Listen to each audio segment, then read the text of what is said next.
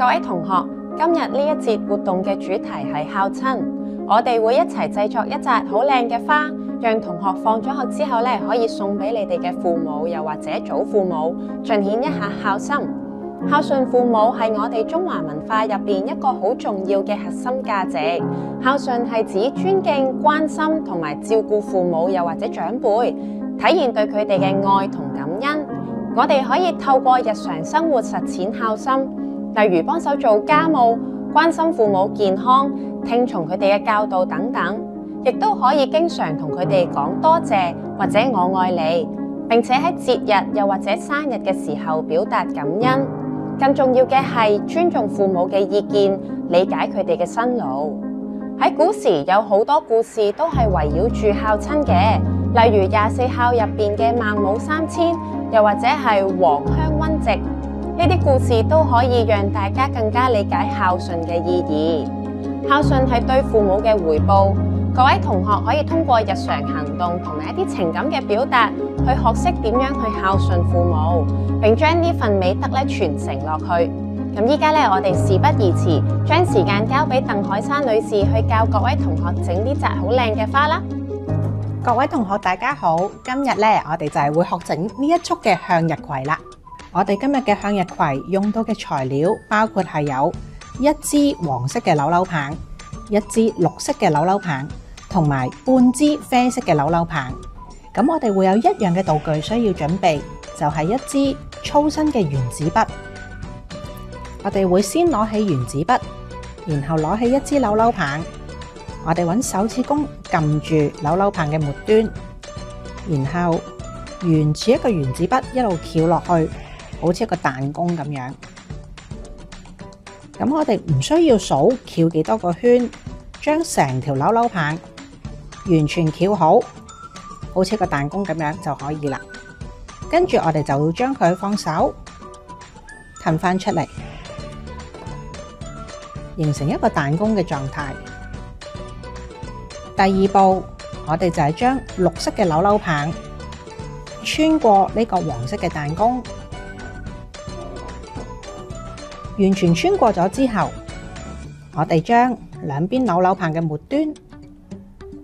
對齊，然後我哋揾一個中間心嘅位置，將佢推落嚟，推到最盡，揾到中間心嘅位置之後，我哋撳實佢，將綠色嘅扭扭棒扭一下、兩下，扭實咗佢，令到個彈弓唔再會彈翻開。然後我哋將扭扭棒調轉，跟住我哋將花瓣慢慢撳扁佢，撳扁咗佢，我哋就將佢慢慢一反一反一反褪開。褪開咗之後，將扭扭棒向下屈，就會形成咗一個花花嘅狀態。有一個地方我哋需要留意嘅就係，可能有啲小朋友發覺，咦，點解我呢一個花瓣唔係一個圈嚟嘅喎？咁我哋可以將佢接埋佢喺個頂度撳一撳，等佢形成翻一個花瓣。然後我哋會將每一個圓形嘅花瓣個頂撳尖佢，形成一個水滴形嘅花瓣。記住喎，我哋淨係撳尖個頂，希望下面嘅花瓣係留有一啲空間，係做翻一個水滴形嘅。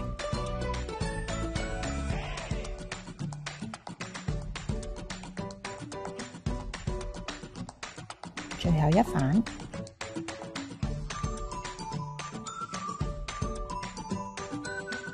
然後我哋調整好個角度。下一步，我哋就做個花心嘅部分。我哋先會攞住啡色嘅扭扭棒，將佢好似一個蚊香咁樣翹住一個圓形。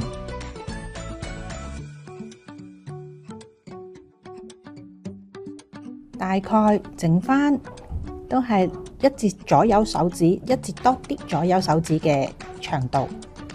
我哋將呢個尾巴穿入中間心，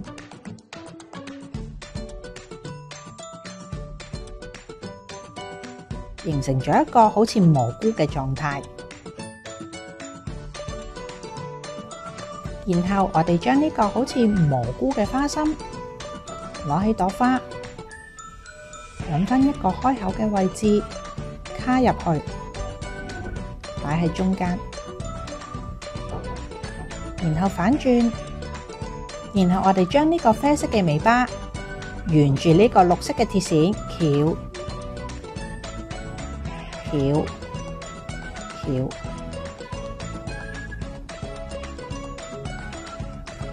咁我哋就完成咗一朵向日葵。如果花心嘅位置唔喺中間嘅話，我哋可以調整一下，將佢推返去中間。跟住我哋再將每一個花瓣嘅位置調整一下，令到佢平均。最後我哋會將呢個花框兩支扭埋一齊，我哋會咁樣一路扭，變成一個花框。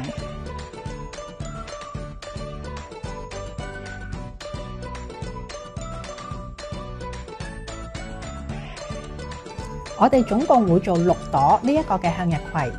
做好之後，我哋就可以交俾家長義工，然後幫你紮成呢一個向日葵嘅花束啦。呢一朵向日葵花花，除咗可以係一朵花之外，我哋亦都可以將佢做成一隻戒指。我哋首先將佢度下自己手指嘅大細，然後翹成一圈，跟住我哋就可以將多餘嘅尾巴部分翹喺花嘅底部，咁就形成咗一隻向日葵嘅戒指啦。